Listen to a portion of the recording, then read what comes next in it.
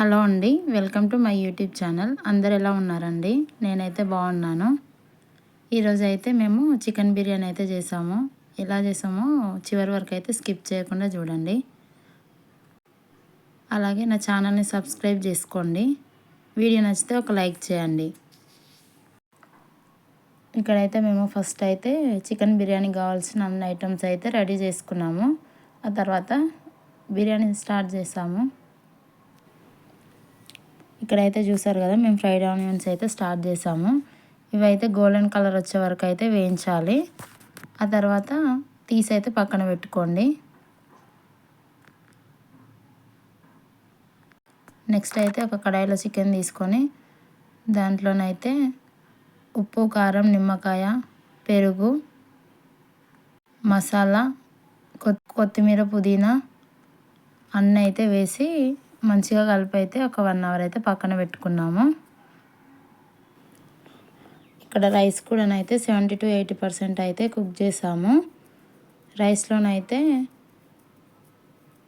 కొత్తిమీర, పుదీనా, పచ్చిమిర్చి ఇంకా మసాలాలు అన్నీ అయితే వేసాము. అదైతే మంచిగా కుక్ అయ్యే వరకు ఉంచి అయ్యాకనైతే పక్కన పెట్టుకొని నెక్స్ట్ అయితే ఇక్కడ చికెన్లోనైతే కొత్తిమీర, కరివేపాకు ఇంకా పుదీనా అలాగే ఫ్రైడ్ ఆనియన్స్ అయితే పైన అయితే వేస్తున్నాము. ఈ విధంగానైతే వేసుకోవాలి.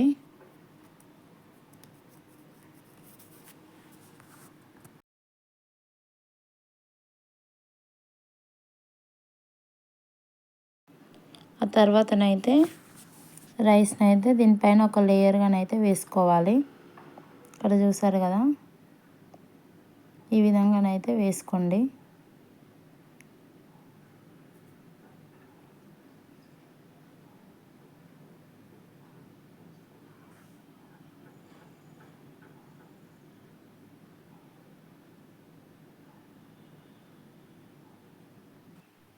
వీటిపైన అయితే ఫ్రైడ్ ఆనియన్స్ అలాగే కొత్తిమీర, పుదీనా, కరివేపాకు అయితే వేసుకోవాలి.